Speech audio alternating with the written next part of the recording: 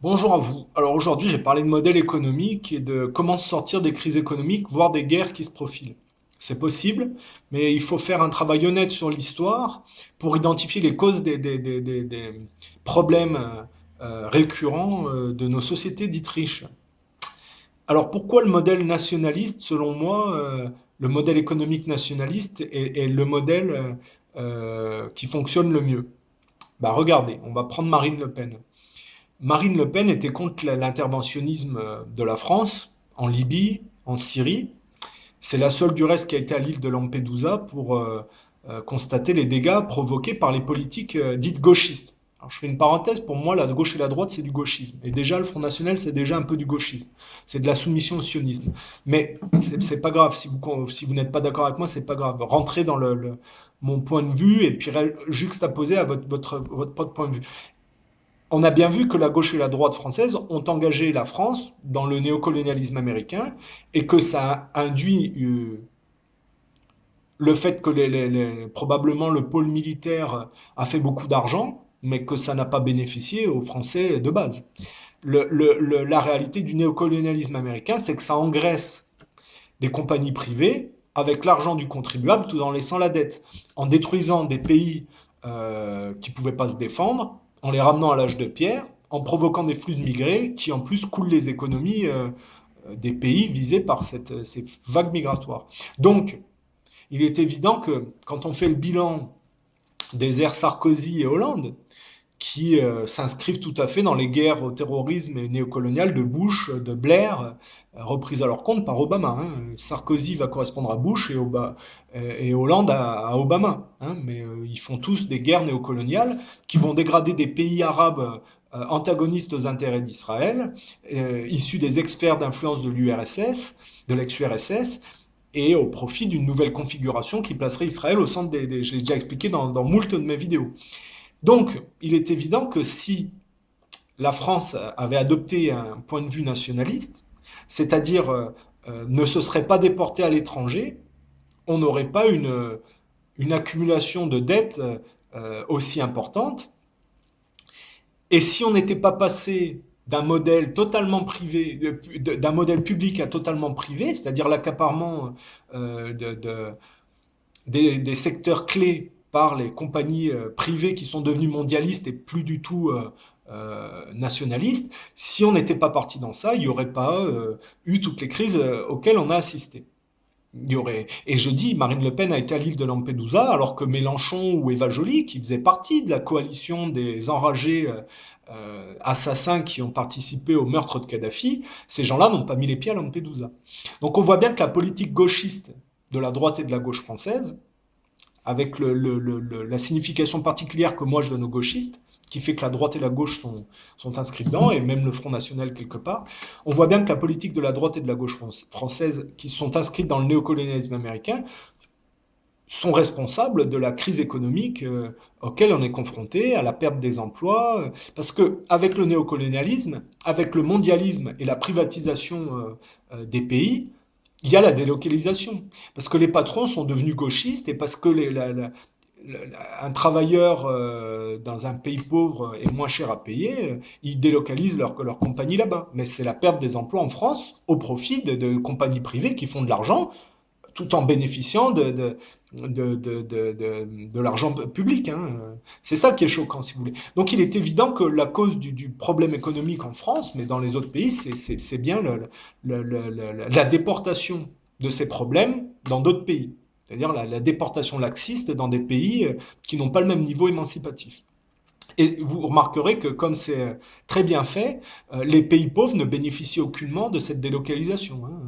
Absolument pas. L'indice de pauvreté est toujours le même, voire est accentué. Donc, il est évident que le modèle économique nationaliste est le meilleur pour redresser les économies. C'est pour ça que je suis plus pour Trump que pour Clinton. C'est pour ça que je suis plus pour Le Pen que pour la droite, ce que va proposer la droite et la gauche, si vous voulez. Euh, Juppé, par exemple, peut tenter beaucoup de gens. C'est même avec Juppé, C'est même extrêmement pervers parce qu'on va se dire, bah moi, j'aime pas Hollande, j'aime pas Sarkozy, mais Juppé, bon, ça me rappelle un peu Chirac. Oui, mais le problème, c'est que Juppé faisait partie des acharnés atlantistes de la destruction en Syrie. Donc, Juppé ne sauvera pas la France de la gabegie. Il est totalement impliqué dans le néocolonialisme actuel. Donc, alors le problème, c'est qu'on peut se dire, oui, mais bon, Marine Le Pen, c'est des branquignoles. Elle a qui, Marine Le Pen, en conseiller économique? Il y a combien de politiciens qui tiennent la route au niveau du Front National? En plus, ils sont à moitié euh, faux cul avec les sionistes, c'est-à-dire qu'ils se plient complètement au sionisme. Donc, est-ce que le Front National tiendra? Est-ce qu'il y a assez de gens compétents au Front National pour tenir une ligne économique qui tienne? C'est vrai que c'est des interrogations qu'on peut... Mais bref, le modèle économique nationaliste est quand même le meilleur et on l'a vu, on le voit par les positions de Marine Le Pen par rapport aux guerres qui ont coulé des pays, mais qui sont aussi responsables de l'accroissement de la dette chez nous. Et donc, un modèle nationaliste avec une reprise, c'est-à-dire que Trump n'a pas tort, il faut empêcher les délocalisations, obliger les patrons à remettre la force de travail au centre des pays desquels ils viennent, et qu'on retravaille à reconstruire les pays, les identités nationales, et créer quelque chose au sein de la culture française au lieu de faire n'importe quoi et de se disperser à droite et à gauche dans le monde, si vous voulez. C'est logique de vouloir empêcher les délocalisations, d'arrêter les guerres de déportation qui coûtent de l'argent et qui dégradent les pays, de se recentrer sur soi et de rebâtir un modèle économique viable. Donc, c'est tout à fait possible de sortir, c'est-à-dire d'arrêter aussi d'emprunter à des instituts privés à des taux exorbitants, c'est-à-dire revenir à l'emprunt d'État, à taux zéro. Voilà. De revenir à une logique de cohérence et d'arrêter de s'aveugler et de s'enfoncer dans une course à la folie de déportation et de l'endettement. Mais il faut aller plus loin. C'est évident, la constatation, le modèle économique nationaliste est le meilleur. Mais ça ne suffit pas. Parce que on voit bien que c'est le néocolonialisme aussi, c'est-à-dire la déportation de ses propres problèmes dans des pays antagonistes. Ça veut dire qu'il faut faire un effort de revenir en arrière et d'identifier un point un majeur où les erreurs ont été faites. Et moi, je pense que c'est à la fin des années 1800, au début de 1900, c'est-à-dire fin 19e, début 20e siècle, où une erreur euh, qui paraissait anodine a été faite et qui a eu des conséquences gigantesques. C'est quand on a choisi la voiture à essence au lieu de la voiture à vapeur ou électrique. Peu de gens le savent, mais au début des années 1900, il y avait plus de voitures électriques, plus de voitures à vapeur que de voitures à essence. Or, on a choisi la voiture à essence et ça induit la poursuite du colonialisme anglais par les Américains, qu'on a appelé le néocolonialisme. Parce qu'on est passé de l'ère du charbon victorien, de l'ère industrielle anglaise, au pétrole du néocolonialisme américain. C'est-à-dire que les Américains reprennent à leur compte les erreurs de déportation colonialiste anglaise qui ont abouti à la première et à la Deuxième Guerre mondiale, qui ont détruit le résiduel européen au profit du leadership américain. C'est comme ça que le judéo-protestantisme s'est imposé au détriment des cultures catholiques et orthodoxes. Vous allez me dire, oui, bah, les catholiques déjà avec les croisades et puis après en Amérique du Sud aussi, ben oui, mais ces erreurs de déportation des catholiques ont été accentuées par les protestants et qui, au travers des guerres caribéennes et de la guerre de 7 ans, ont pris le leadership et ont développé leur propre modèle de plus en plus superficiel, c'est-à-dire couplé au culte de la science et à la déportation de ces problèmes ailleurs. Ça donne par exemple les guerres de l'opium où on oblige les Chinois à se droguer sous la contrainte militaire. Et donc, revenir, ne serait-ce que à la fin du 19e, au début du 20e siècle, et se réorienter sur l'électrique au lieu du pétrole, ça induit d'arrêter le néocolonialisme, de se recentrer sur ses économies et d'arrêter toutes les interactions malsaines avec les pays arabes qui ont du pétrole. Parce que les guerres, c'est ça aujourd'hui. Ça veut dire qu'il faut sortir du pétrole. et en arriver aux voitures électriques. Mais c'est plus compliqué que ça. Parce que l'ère du pétrole a induit l'ère nucléaire. Je vous signale que le nucléaire apparaît pendant la Seconde Guerre mondiale, à partir du moment où les nations s'entrechoquent entre elles, pour des raisons d'hégémonie et de culte à la science. Hein, le régime nazi et les Américains, notamment, s'étaient engagés dans une lutte technologique, d'avancée technologique pour la suprématie. Et les Américains ont mis fin au débat avec le nucléaire et leur utilisation de la bombe atomique au Japon. Et donc, il faut s'intéresser à la symbolique de tout ça. Parce que ça ne s'arrête pas là. Il faut aller plus loin. Alors, la première base, c'est quoi la symbolique du pétrole? Et c'est là qu'il faut comprendre que le rapport spirituel au monde est le plus important. Le pétrole, ce sont des couches successives de forêts et de végétaux antédiluviens, prisonniers dans des couches géologiques et en putréfaction, qui donnent le pétrole. C'est-à-dire qu'on se sert de couches antédiluviennes en putréfaction comme moteur de nos modèles économiques énergétiques. Mais tout ce que fait l'homme à l'extérieur n'est que le fruit d'un conflit intérieur. Ça veut dire que si l'homme utilise des produits de forêts antédiluviennes en putréfaction au cœur de ses actions, quelle est la symbolique du pétrole Alors, le symbole de la famille, c'est l'arbre. Or, le pétrole, ce sont des arbres et des forêts pourris, si vous voulez. Ça veut dire qu'on se complaît dans le culte des secrets de famille, au lieu d'en sortir. Parce que c'est là qu'on comprend que le protestantisme est une imposture. C'est qu'on est passé de la gabegie du catholicisme, qui, par le monnayage, le commerce des indulgences, permettait la rémission des péchés, c'est-à-dire que c'était une imposture complète, on a proposé le protestantisme, qui n'est en fait que la déportation des prérogatives de l'Église catholique romaine aux mains de familles marchandes. Parce que si, par le truchement de la science, avec Gutenberg, avec l'imprimerie, et puis après la réforme Luther, on a évincé les prérogatives de l'Église catholique au prétexte qu'ils sont fourvoyés dans la tenue de leurs préceptes moraux. Mais le problème, c'est que chez les protestants, ça donne la taxe carbone et le droit de polluer. On est bien passé d'une ère religieuse résiduelle à une ère de néofascisme industriel qui déporte les prérogatives de l'Église catholique romaine dans les mains de familles marchandes.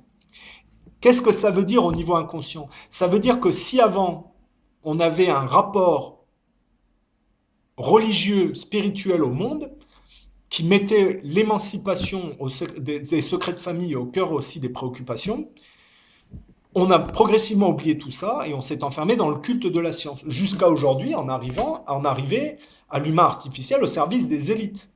C'est bien qu'il y a une imposture et paradoxalement, on se dirige vers une ère d'enfoncement matérialiste au détriment de toute émancipation de fond. Et c'est là qu'il y a quelque chose à jouer, parce qu'aujourd'hui, on n'est pas obligé de se diriger vers l'humain artificiel. On peut arrêter le processus de dégradation et se servir de tout ce qui a été accumulé au niveau technologique, non pas pour être enfermé dans cette aliénation technologique, mais pour s'extraire des secrets de famille et se faciliter la vie. Donc on est à un point clé où l'humain peut utiliser les technologies, même si ça a été acquis dans l'infamie au détriment des pays sur lesquels on s'est défaussé pour acquérir ces technologies, on peut s'en servir pour décliner un nouveau modèle économique qui sort du nucléaire et du pétrole, pour proposer un modèle qui permette à l'humain de travailler sur son émancipation personnelle, tout en s'extirpant du labeur ingrat, au lieu d'en être aliéné et enfermé au service des élites. C'est là que ça se joue. Alors je dis, voilà, le pétrole, c'est ça, le symbolique du pétrole, c'est l'enfermement dans les secrets de famille accrus. Et donc, le XXe siècle, c'est une période, pas complètement, mais de poubelle temporelle, où on s'est enfoncé dans une course à l'aliénation scientifique. Je vous rappelle quand même que le Titanic, c'est quand même le symbole des erreurs de déportation colonialiste anglaise couplées au culte de la science, qui se manifeste par le Titanic et dont on ne voit pas le dessous de l'iceberg, c'est-à-dire le côté symbolique de la chose, et ça coule, si vous voulez. C'est tout à fait la symbolique de cette époque qui débouche sur la Première Guerre mondiale et la Deuxième, où le leadership passe de l'Angleterre aux États-Unis par la dégradation de l'Europe. Le résiduel religieux des anciens temps au profit de l'ère industrielle complète, où on oublie complètement la symbolique des choses. Donc, on peut observer au travers de l'architecture des villes l'enfoncement matérialiste qui conduit aux crises auxquelles on assiste aujourd'hui. C'est-à-dire que On vit beaucoup mieux aujourd'hui que dans le passé, c'est une réalité. Cependant, il faut qu'on soit impitoyable avec nous-mêmes pour progresser. Donc il faut voir le mauvais côté des choses de notre société. Et c'est vrai qu'on se superficialise. Proportionnellement, on est beaucoup moins spirituel et droit que dans le passé, si vous voulez. Je, je vous prends un exemple. À Paris, vous avez au hall, quand vous sortez, une église. Cette église, c'est Saint-Eustache. Avant l'église Saint-Eustache, il y avait une paroisse dédiée à Sainte Agnès, qui était le symbole de la pureté et de la chasteté. Ça a donné Saint-Eustache après, parce qu'avant, on ne faisait pas des églises pour faire joli ou pour une humeur passagère. Il y a une symbolique au cœur des villes pour ancrer une, une morale et un point d'appui spirituel au centre du rayonnement de la ville. Et donc l'église Saint-Eustache, la symbolique, elle est comprise au travers du martyre de Saint-Eustache de Rome. Et la symbolique, c'est que même perdu, même quand on est le plus paumé possible, on peut toujours retrouver le chemin de Dieu. Donc on est passé de Sainte Agnès, symbole de pureté et de chasteté, à Saint-Eustache, où, même perdu, on peut retrouver le chemin de Dieu. Mais vous remarquerez quand vous sortez au hall que cette église est en train de pourrir, voire elle va peut-être être détruite un jour, et que tout autour, qu'est-ce que c'est les halles, si vous voulez? Les halles, c'était pas comme ça avant. C'est un complexe totalement qui n'a pas de sens, si vous voulez. Il y a même le centre Pompidou à côté qui est un bon exemple. Le centre Pompidou, c'est vraiment l'affirmation qui a été inauguré en 77, où après l'éviction de De Gaulle, on passe à la banque privée au sein de la gestion étatique, hein, Rothschild Pompidou, au début de la dette, avec une configuration architecturale vide de sens qui est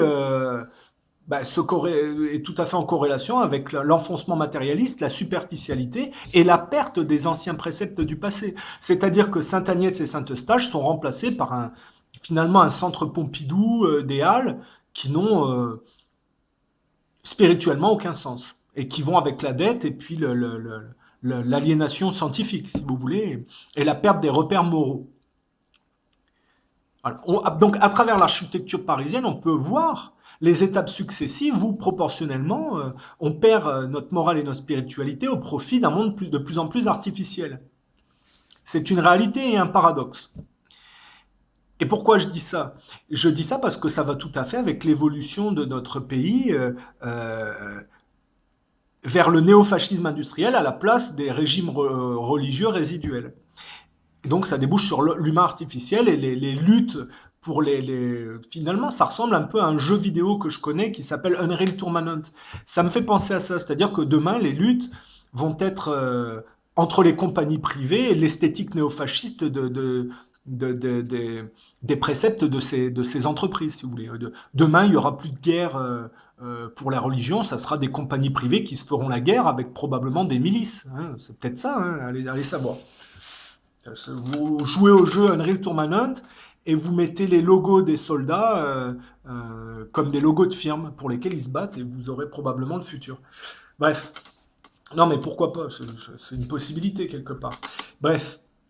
Alors je dis, il y a un enjeu à notre époque qui est important. C'est d'avant d'aller à l'humain artificiel, se dégager de cette imposture et de nous réapproprier toutes les avancées technologiques au service de l'émancipation humaine et de ne pas tomber dans l'humain artificiel. C'est important de le faire et je vais vous expliquer pourquoi. Il suffit d'un claquement de doigts pour que toutes les avancées industrielles soient mises à mal. Technologiques et industrielles. Ben oui, il suffit d'une éruption volcanique pour foutre l'économie mondiale à plat. Hein. Il suffit que les avions puissent plus voler, comme l'économie est imbriquée, c'est game over. Il suffit d'une éruption solaire un peu particulière pour bloquer tous les appareils électroniques, pour voir que ce qui dépend des appareils électroniques sera... c'est comme ça qu'on peut détruire que l'économie mondiale peut être détruite. Et quelque part, ça serait une certaine justice immanente.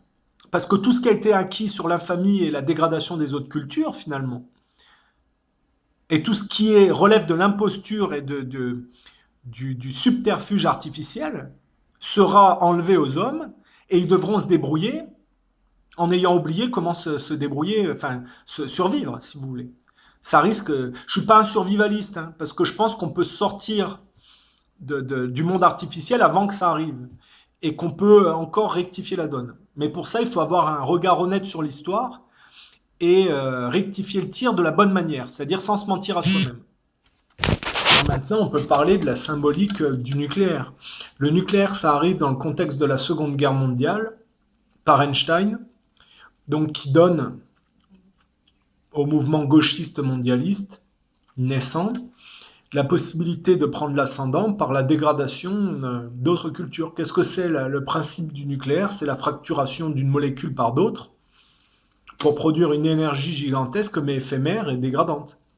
C'est tout à fait la corrélation du néocolonialisme qui va dégrader d'autres cultures, piller les richesses pour se complaire dans une société de consommation de manière éphémère, sans aucune gestion écologique. Donc, le colonialisme de l'ère victorienne qui passe au néocolonialisme américain, c'est les erreurs de déportation de la culture anglo-saxonne principalement qui va impulser la dynamique aux pays riches, et ça induit des guerres et des ressources énergétiques dégradantes pour la planète, hein, puisque le pétrole, c'est extrêmement polluant, hein, sans compter les marées noires et ce genre de choses. Donc on a la putréfaction des forêts antédiluviennes au cœur du moteur énergétique des sociétés occidentales, et le nucléaire qui est la destruction des cultures antagonistes pour les soumettre au même défaitisme matérialiste. Tout ça pour jouir dans la société de consommation de manière éphémère sans penser aux conséquences écologiques. Donc, c'est pour ça que j'appelle le XXe siècle une poubelle temporelle, et que l'erreur se situe à partir du moment où, au lieu de stopper les erreurs de déportation colonialiste anglaise, on a accentué la chose et ça donne le néocolonialisme américain. C'est le choix des véhicules à essence qui induit le monde occidental de la mauvaise direction. Les compagnies automobiles, les grands groupes pétroliers, les industriels de l'armement font tout pour presser le citron, pas le citron, de presser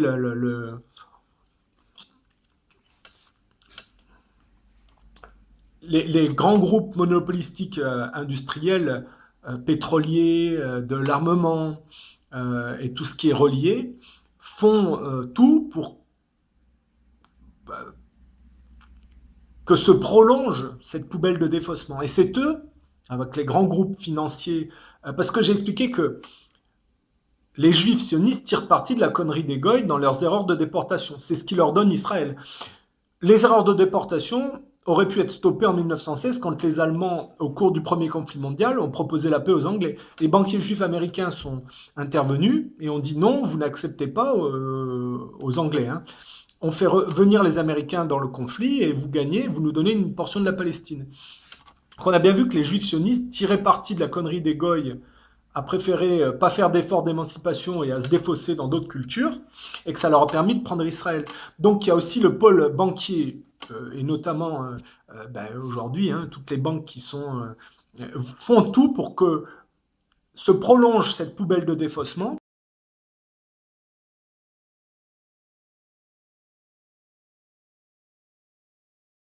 Et c'est eux qui vont, pour pouvoir presser la chose, presser un fruit encore plus, si vous voulez, vont prendre le risque de déclencher un conflit mondial et des crises économiques majeures. Parce que c'est bon pour Israël et c'est bon pour les intérêts privés, puisque finalement, ils se torchent avec le contribuable. C'est les gens et les peuples qui payent la note, hein, au final. Voilà. Et donc, pour régler le problème de la dette économique et des crises majeures de notre époque, il faut revenir à l'époque où on a fait l'erreur de choisir le pétrole comme le cœur de notre moteur énergétique. Il faut donc venir à des véhicules qui sortent du pétrole et à sortir du nucléaire. Parce qu'on peut passer à l'électrique, mais l'électrique n'est pas complètement découplé du nucléaire. Un électrique propre, c'est un électrique sans nucléaire. Hein, sans technologie liée au nucléaire. Sinon, ça n'est qu'une fausse c'est qu'un faux prolongement de l'ancienne ère sous...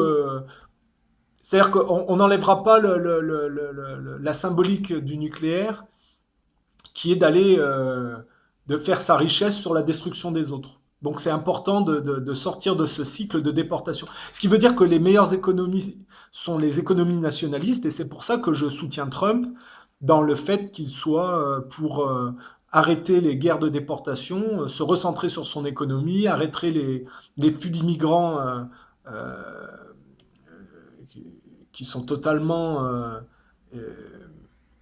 inconscients, hein, c'est de l'inconscience pure à ce niveau-là, euh, et se recentrer sur son économie. Et pour un respect, les économies nationalistes sont aussi pour un respect de l'intégrité des autres pays. Hein. On peut prendre le cas de Marine Le Pen et le comparer avec la gauche et la droite française qui sont impliquées dans les guerres néocoloniales américaines.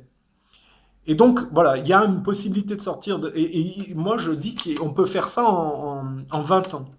C'est-à-dire un premier plan de 10 ans où chaque pays adopte une économie nationaliste. Nationaliste, ça ne veut pas dire fasciste ou raciste. Je ne parle pas de nationalisme hégémonique allemand, hein, comme le nazisme a pu l'être. Je parle d'un nationalisme vertueux, c'est-à-dire se centrer sur sa propre économie et reconstruire chez soi. Ce qui implique d'arrêter de délocaliser.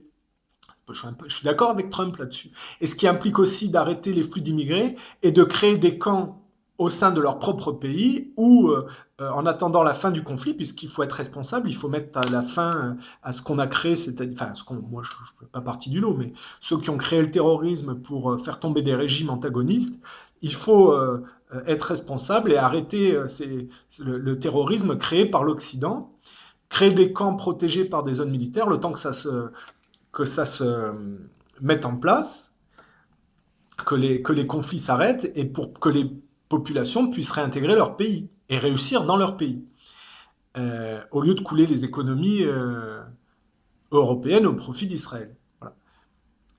Parce qu'Israël s'établit sur la décadence du monde chrétien et de l'islam. Et donc, comme les banquiers aujourd'hui payent les élites pour trahir les peuples, eh bien, tout est fait pour dégrader les nations.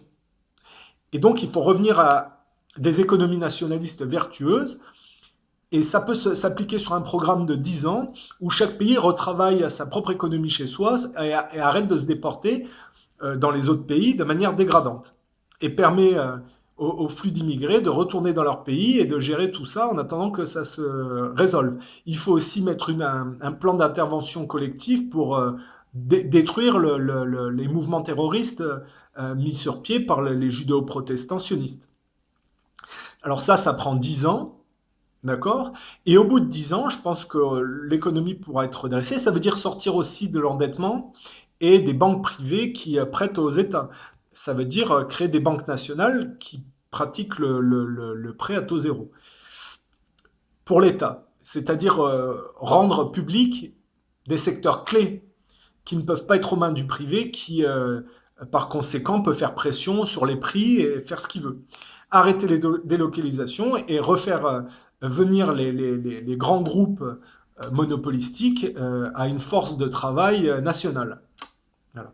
Donc sur 10 ans, on peut redresser l'économie de cette manière et éviter une crise économique que certains souhaitent de tout leur vœu.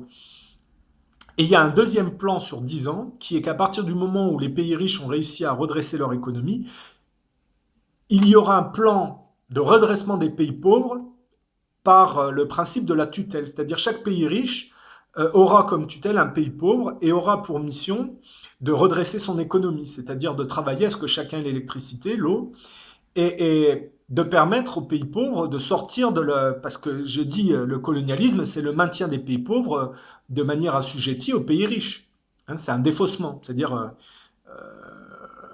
j'ai expliqué ce que c'est que la symbolique de la monnaie.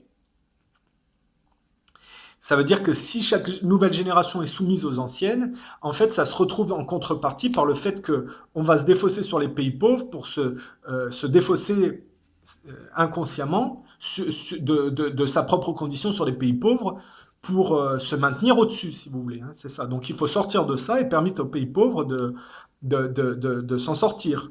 Et sur 10 ans, on peut redresser une économie mondiale et faire sortir les pays pauvres de leurs conditions.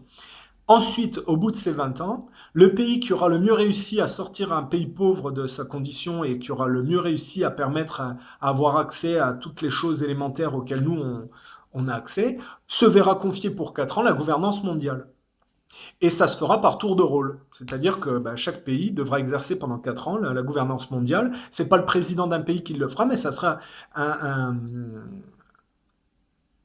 les meilleurs experts de chaque pays qui se mettront à disposition d'un gouvernement mondial collectif qui aura une charte de bienveillance et de moralité, si vous voulez. Parce qu'il n'est pas question qu'un pays exerce une gouvernance mondiale pour ses propres intérêts. Il y aura un comité de suivi des actes du pays qui aura en charge la gouvernance mondiale pendant les 4 ans. Et il y aura évidemment une armée indépendante qui sera des contingents de tous les pays qui seront chargés de faire appliquer une charte de bienveillance et de respect des cultures. Voilà. Donc ça, c'est le plan pour s'en sortir, d'après moi. C'est le plan global. Après, il faudra rentrer dans les spécificités.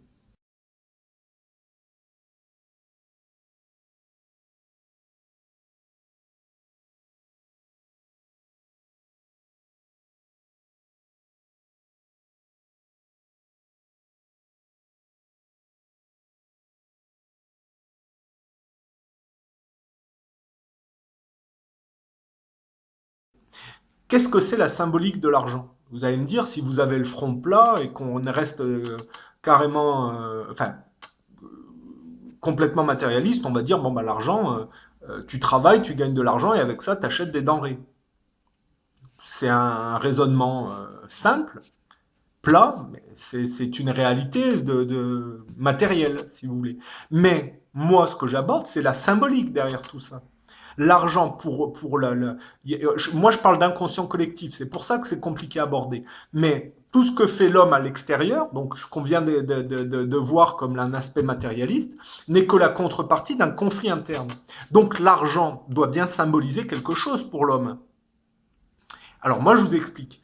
Quand vous arrivez dans ce monde, inconsciemment, votre famille va vous faire assumer un secret de famille. C'est-à-dire que c'est souvent un métier qui n'est que la retranscription d'un problème familial médié au monde du travail. Prendre un exemple, vous êtes infirmière libérale, vous vous occupez de personnes âgées toute votre vie, que vous faites les toilettes et ce genre de choses. Qu'est-ce que ça veut dire en contrepartie? Ça veut dire que vous prenez la douleur de votre père ou de votre mère et vous la coltinez toute votre vie, et en contrepartie du fait que vous assumez ce labeur ingrat qui n'est pas normalement à assumer par les enfants, puisque à la limite, il faudrait que la mère de la personne qui est infirmière libérale sorte de son rapport conflictuel à ses propres parents, au lieu de s'en défausser sur sa gamine, qui va se coltiner ça toute sa vie sous le biais d'une profession assez pesante. Mais la société est ainsi faite que ça n'est pas aussi simple. Et donc, en contrepartie, vous assumez ce labeur ingrat, on vous donne de l'argent.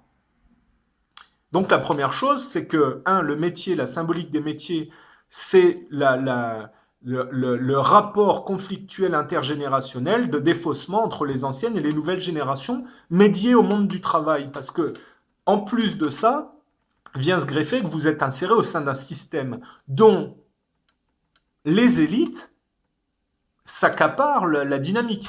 C'est-à-dire qu'en plus de ça, vous êtes inséré au sein d'une dynamique avec des élites qui se substituent à ce qui devrait être légitime. Je vous rappelle qu'aujourd'hui, les gens qui sont au pouvoir, c'est des gens qui sont accédés par le meurtre, la tricherie. Les gens qui sont arrivés au pouvoir n'y sont pas arrivés par la droiture. L'histoire est une succession d'impostures, de drames, de mensonges, quelquefois de renversements, mais c'est très rare. Ce qui fait qu'au bout du bout, on a une substitution par des gens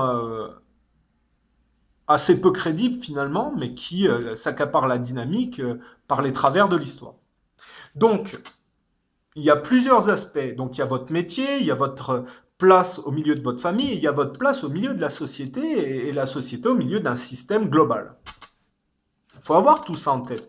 Donc, l'argent, c'est la récompense pour le fait d'assumer un labeur ingrat relatif à vos secrets de famille, inséré dans un système plus global. Mais il y a un autre aspect. L'argent, c'est aussi, une fois que vous l'avez, la possibilité de travailler vous-même à votre propre émancipation. Vous avez votre propre maison, donc vos propres passions, si vous voulez. Et ça, c'est la véritable... Quand on est enfermé dans les secrets de famille, on essaye quand même de s'en sortir et de vivre mieux.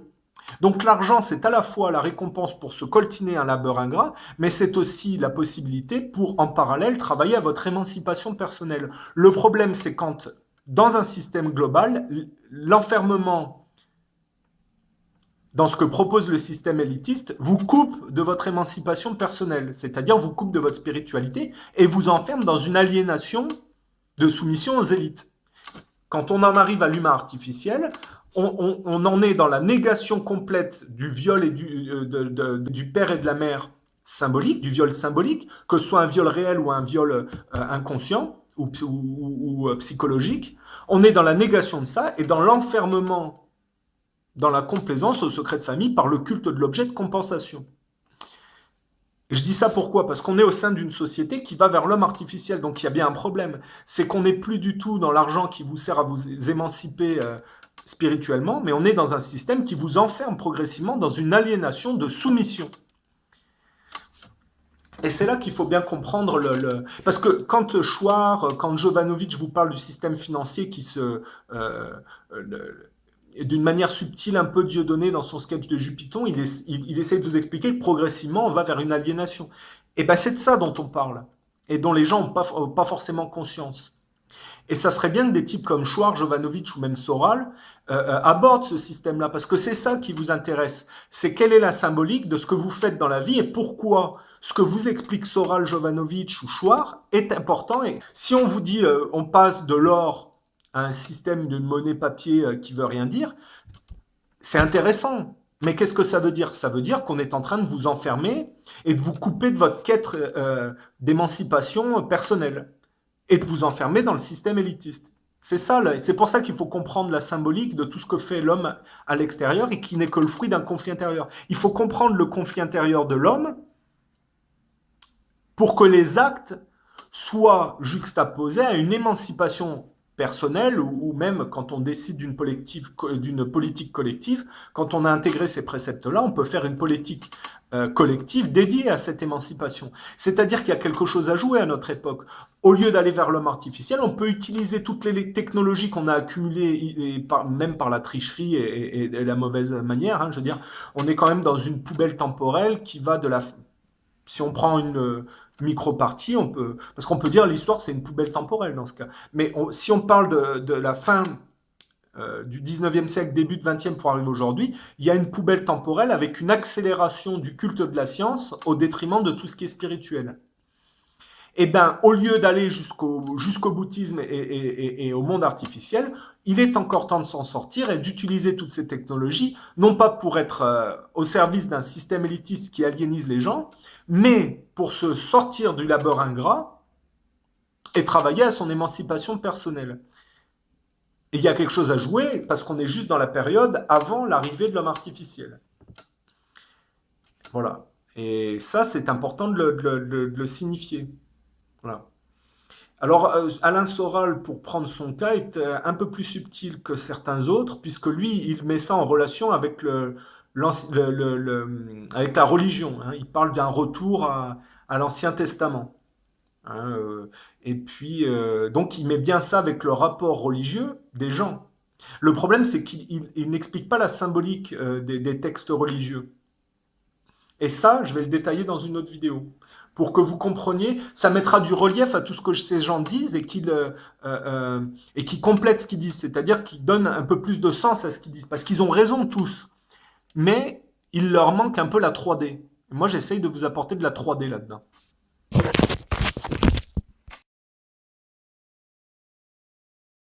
Vous savez que j'ai une version de l'histoire qui est assez particulière. Hein. Pour moi, j'explique que les Anglais sont derrière la Révolution française et le meurtre de Louis XVI pour se débarrasser d'un concurrent, le roi catholique, et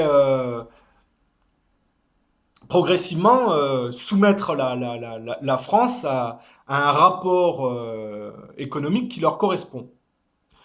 Et quand on observe l'architecture française, on se rend compte que c'est tout à fait inscrit dans dans les murs parisiens, si vous voulez.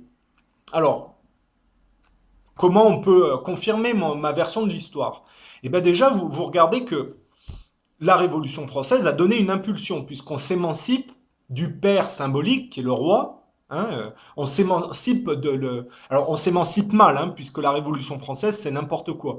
Mais en décapitant Louis XVI, même si c'est une mauvaise émancipation, ça ressemble au bolchevisme avec l'assassinat du tsar Nicolas II. Hein. Le bolchevisme n'est pas, le communisme n'est pas une bonne chose, si vous voulez, au niveau émancipatif. Mais le meurtre du père symbolique donne une impulsion. C'est-à-dire qu'on sort d'un rapport archaïque que représente la monarchie. Ça va donner une impulsion, c'est-à-dire Napoléon. Quand vous regardez Paris, on va dire que si Paris est la représentation du niveau émancipatif français collectif, vous regardez que l'avenue la plus connue et la plus célèbre de Paris, c'est les Champs-Élysées. Mais les Champs-Élysées, ça monte jusqu'à l'Arc de Triomphe. Ce qui voudrait dire qu'au niveau de l'émancipation collective, l'Arc de Triomphe, c'est-à-dire l'épopée napoléonienne, est le niveau le plus élevé au niveau émancipatif qu'on ait atteint au niveau collectif, même si ce n'est pas une bonne émancipation, puisque j'ai dit, si Louis XVI est le père symbolique, il ne fallait pas le tuer parce qu'on ne s'émancipe pas par le meurtre. Hein, sinon, on est cantonné à une gestion de patrimoine morbide et donc à être assimilé par des cultures sous-jacentes. Hein, c'est ce qui explique que la Révolution française va amener au marché transatlantique au fur et à mesure du temps. Bref. Donc, je dis on s'est débarrassé de la monarchie catholique, donc d'un rapport archaïque au père et à la mère que la monarchie représente, mais on s'est mal émancipé. Napoléon n'était pas un révolutionnaire.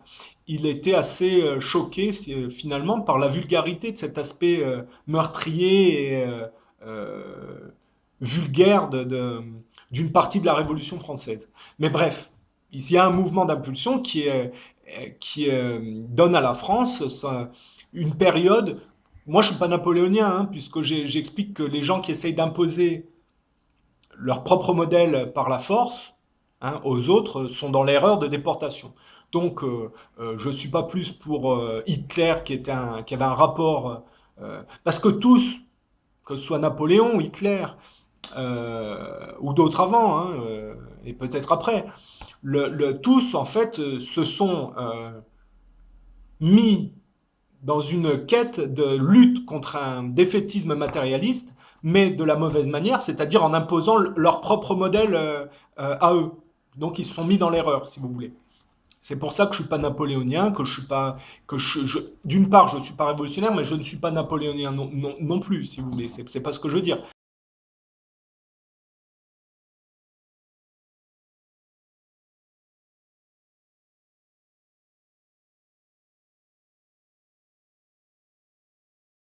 Mais on voit que quand on regarde l'architecture de la capitale parisienne, bref, on voit que l'Arc de Triomphe est en haut des Champs-Élysées. Donc pour les Français, ça symbolise probablement une ère émancipative la plus élevée, probablement l'ère émancipative la plus élevée. Mais on voit bien qu'après la défaite de Napoléon en Russie, on retombe, et finalement on retombe sur un autre bâtiment qui est en contrebas au bord de la Seine et qui est la Tour Eiffel.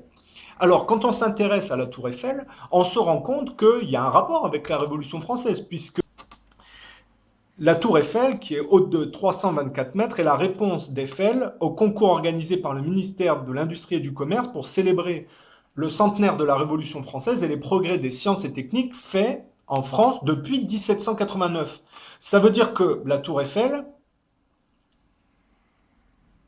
a un rapport direct avec 1789. C'est normal qu'elle se situe en contrebas finalement de l'Arc de Triomphe, puisque l'échec de la réappropriation du mouvement révolutionnaire par Napoléon conduit finalement à être retombé en arrière sous la houlette du judéo-protestantisme, du protestantisme d'abord, et puis après progressivement aujourd'hui du judaïsme. Hein. On voit avec la prégnance, si vous voulez, des autorités juives en France. Enfin, des autorités juives, enfin, je ne sais pas si c'est on peut dire que les instances lobbyistes juifs représentent le judaïsme. Mais bref, on voit bien qu'en France, aujourd'hui, le judaïsme est en train de- d'essayer de tout gérer, si vous voulez. Mais à l'époque de la défaite de Napoléon, c'est d'abord les protestants. C'est-à-dire que pour moi, la Tour Eiffel, finalement, représente la soumission de la France au modèle protestant de culte de la science et du colonialisme. Et je ne dis pas ça par hasard, puisque de quoi est fait la Tour Eiffel? Par quelle technique les matériaux dont sont faits la Tour Eiffel ont été faits? Et là, regardez, le poudelage est un ancien procédé d'affinage de la fonte consistant à la décarburer dans un four à l'aide de scories oxydantes pour obtenir du fer pudelé à partir de fonte. Le mot poudelage vient du verbe anglais to puddle, qui signifie brasser. La méthode est mise au point par Henri Corte en 1784, c'est-à-dire avant la Révolution française. Donc on arrive bien à un modèle industriel anglais sur lequel la Tour Eiffel va s'appuyer pour s'ériger. Donc on voit bien que l'impulsion de la Révolution française et la défaite de Napoléon voient la réassimilation de la culture française dans la logique économique et industrielle anglaise, et la Tour Eiffel en est la parfaite illustration.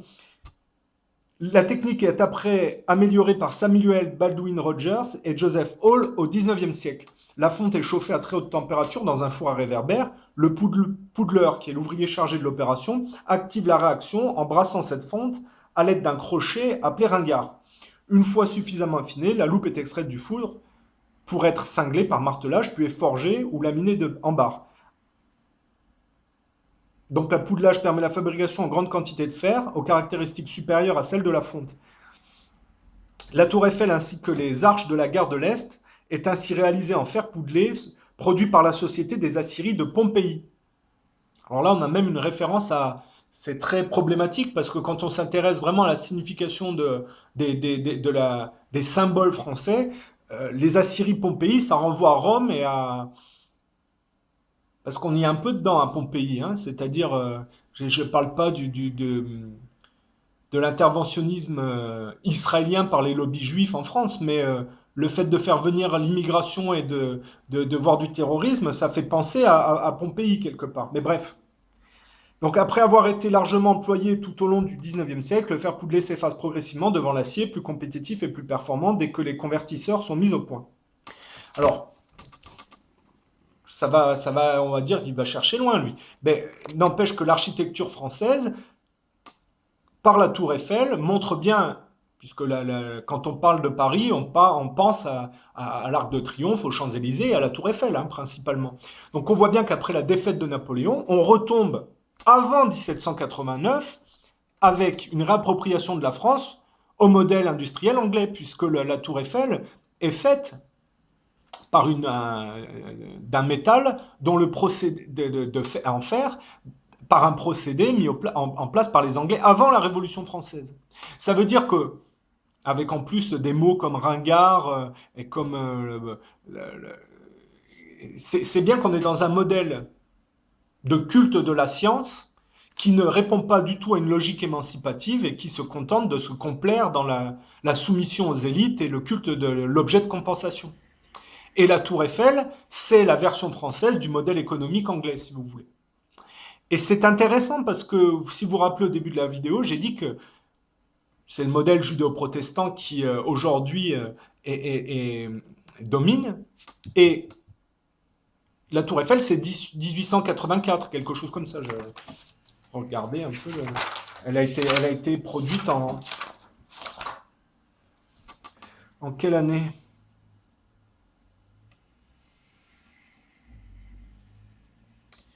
Oui, enfin, ça doit être 1782 ou 1784.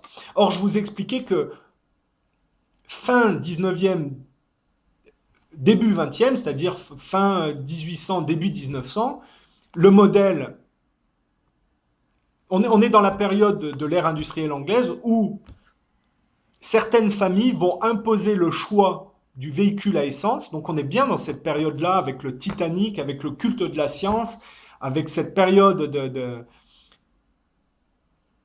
qui va déboucher sur les Première et Deuxième Guerres mondiales et la poursuite du modèle colonialiste anglais par son accentuation américaine, qui va donner le néocolonialisme américain. Donc le charbon de l'ère industrielle anglaise accentué par le pétrole américain.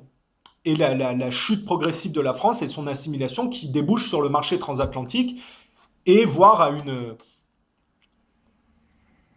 Vous voyez ce que je veux dire? On peut déduire à une crise, une crise civile. Hein, parce que je vous ai parlé de Pompéi, du lobby juif, de l'immigration avec des terroristes qu'on fait passer à l'intérieur pour dégrader les nations. Tout ça, c'était compris déjà dans l'histoire, et on peut le voir au travers de l'architecture française, si vous voulez. Alors ça paraît bizarre comme procédé, hein, mais en tout cas, l'architecture, les murs de Paris parlent.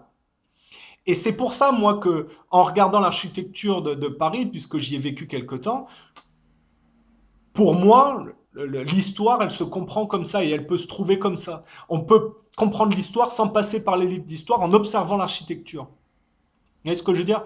Je déduis que c'est les Anglais qui sont derrière la Révolution française parce que la France a été progressivement réassimilée par les Anglo-Saxons, puis après par les judéo-protestants. Vous voyez ce que je veux dire? Les murs de Paris parlent pour eux, enfin, en faveur de cette version. Et ça, c'est quelque chose qu'on ne vous apprend pas dans les livres d'histoire. C'est par l'observation. Vous voyez ce que je veux dire? Et qu'est-ce qu'on peut rajouter là-dedans? Parce que c'est.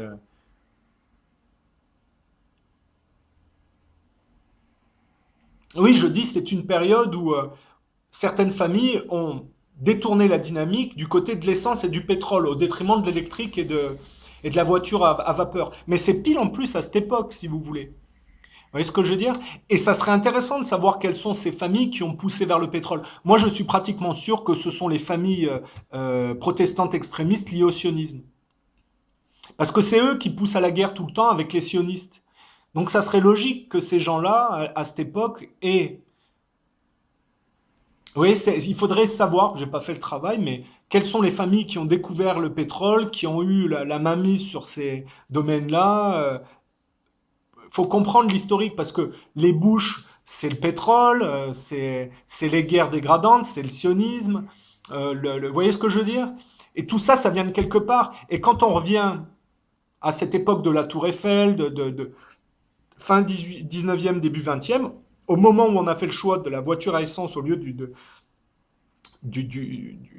l'électrique et de la vapeur, c'est qu'il y a des familles qui avaient des monopoles et qui avaient découvert les choses et qui ont voulu détourner la dynamique de ce côté-là. Vous voyez, c'est pour ça que quand on analyse l'histoire, il faut voir où est-ce qu'on a fait une erreur et comment la rectifier quelque part. Alors, pour la France, pour le cas spécifique de la France, il est évident que il fallait pas tuer Louis XVI. Il fallait s'émanciper de la monarchie catholique de la bonne manière, c'est-à-dire par la droiture, en actant que la monarchie était un modèle vétuste avec un rapport au père à la mère totalement hallucinant.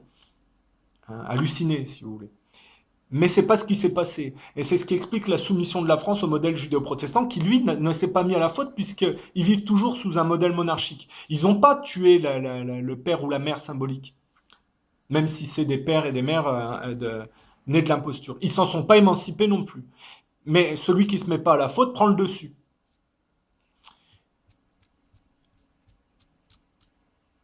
Et donc c'est comme ça qu'on peut comprendre l'histoire de la France. Donc pour que la France s'en sorte, en fait, il faudrait trouver un rapport, un nouveau rapport émancipatif, mais droit cette fois, qui ne soit pas basé sur le meurtre du père et qui ne soit pas un principe de soumission à des élites qui sont nées sur les travers de l'histoire et par l'imposture.